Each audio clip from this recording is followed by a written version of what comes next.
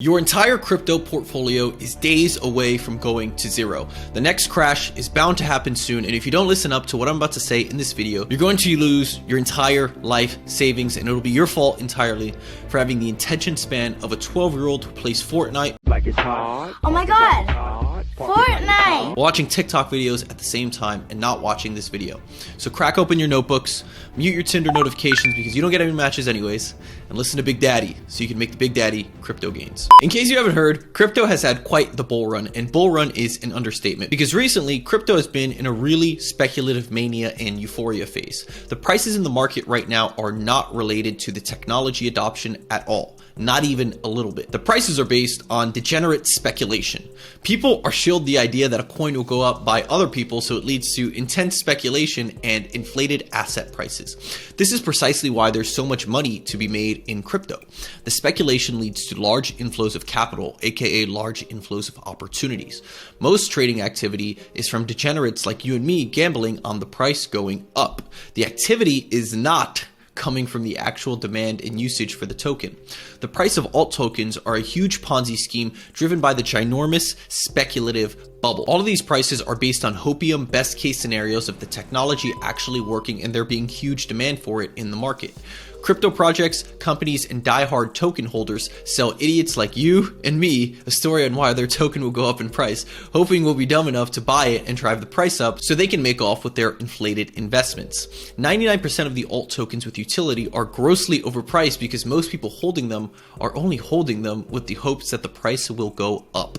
The actual demand for a token and the speculation of a token's price are light years apart, because when people speculate on the token's price, they're speculating on the best case scenario, meaning the technology works great, there's tons of demand, and there's widespread adoption for this token.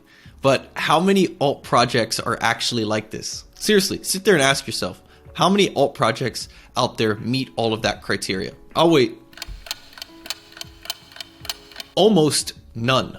The real adoption, tech, and deliverables in crypto are still years away. Everyone trades and buys based on hype and news, not adoption of the actual projects. Now, to be clear, I do think some of this tech is the future, but the market caps don't reflect the actual demand and adoption for these tokens. They reflect speculative mania. Everyone thinks the projects they hold in their portfolios are the exception. Statistically speaking, chances are they're not. Almost all of crypto is pure speculation. None of it really works yet, and that's the truth. 99% of the people in crypto who use it daily are using it to make money betting on this speculation and taking money from dumb idiots like you and me. There are obviously use cases and lots of adoption in DeFi, which seems to be the most mature industry in crypto at the moment for good reason, because it actually works. And even then, there's tons and tons of Ponzi's within DeFi that are predicated on taking money from dumb people like you and me. Now, aside from DeFi, there's already some very, very early adoption in GameFi, play to earn, and virtual economies, which I think will drive lots of adoption in the near future. But for the rest of the industry, in its current state, most crypto projects are just hyped up, shield promises of a near future groundbreaking technology in development with tons of speculative price action on top of it. The truth is, most of the technology is still years away from being adopted and used because there's still very little demand on top of the fact that a lot of the technologies aren't even complete.